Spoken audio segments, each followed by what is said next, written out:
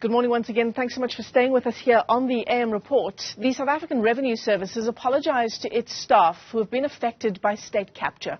In a statement, the Revenue Service says it's now completed reparation processes with those who were negatively impacted by events that unfolded during state capture, particularly between 2014 and 2018. In fact, we're joined this morning by SARS Commissioner Edward Kieswetter via video link this morning. Commissioner, it's great to have you with us on the program. I mean, these were the people who effectively were trying to protect SARS at the time, but they were hounded out.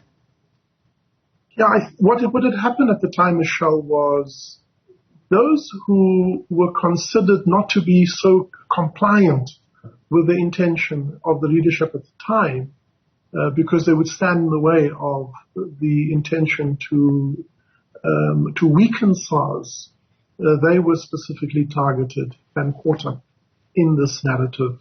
There were those, the very public and external humiliation faced by many who had left SARS, and there were also then the internal group of people who were affected but stayed. And it's in connection with a number of things, Commissioner, but particularly the reporting the issues around this so-called rogue unit at SARS. And when you talk about, reputational damage, we can say it so easily, but it was severe and it was sustained. You are absolutely correct, Michelle. There is no way that any of us, and specifically I, can sit here and say that we can ever fully restore the loss, the damage, the trauma, the emotional pain suffered by individuals during this time. So this is not even an attempt to fully address that. But it is the most reasonable response by SARS to, firstly, I think before we get to amounts of money or any other benefit, it is the most important is about affirming the dignity and the respect and reputation of these individuals, and to say to South Africa that these individuals did nothing wrong. And whilst they were publicly humiliated, we felt that a public apology is the most reasonable response we could, by sharing to the public the fact that, having applied our mind and following representation made by each of them, the only conclusion we could come to is that, as was recorded in the Newzroom Commission of Inquiry report, there was a deliberate and corrupt attempt by the former leadership to destroy the organization, and in the process affected the lives of these individuals, and that they themselves were not guilty of any wrongdoing. Yeah, we're talking about that period between 2014 and 2018. It's now 2022. What would it have taken for SARS to come to the conclusion that this is the step that we need to take now, the apology and the reparations?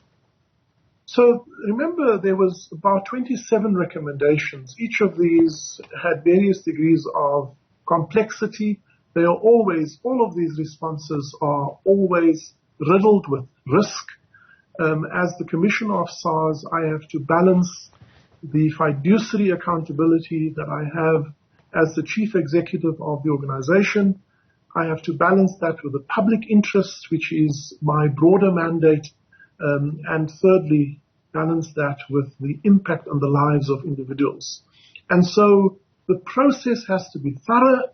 One has to have a level of independence, which is why in the instance of the external people, we invited Justice Johan Fruneman and Advocate Thuli Madonsela to bring a degree of integrity to the process. These are both individuals that are highly regarded, that are of the smartest jurists we have.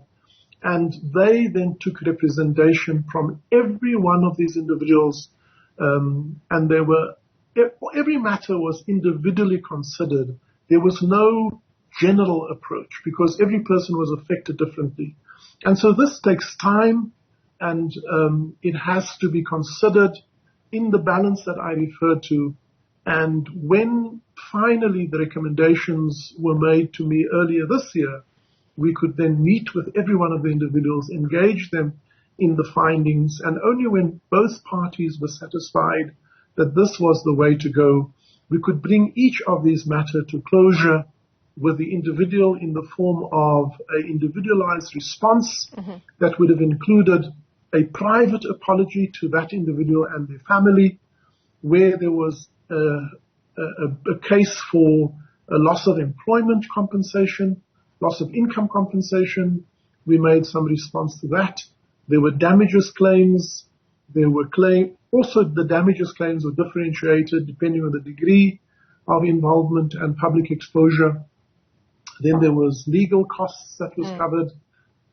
So there was a number of aspects that had to be considered.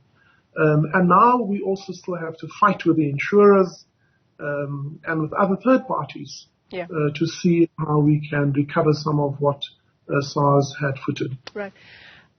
Because the response from SARS is, it's sort of a connected issue to the issue of whistleblowers in our country, right? Because we say the right things insofar as the protection of people who come forward and risk their own lives and livelihoods for the protection of institutions in our country. And this issue is no different.